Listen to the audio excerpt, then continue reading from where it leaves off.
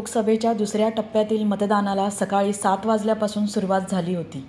तर सकाळी 11 वाजेपर्यंत परभणी लोकसभा मतदारसंघात 21.77% मतदानाची नोंद झाली आहे. दुपारच्या उन्हाच्या तडाख्यापासून बचाव करण्यासाठी मतदारांनी सकाळपासूनच बूथवर मतदानासाठी रांग लावली होती.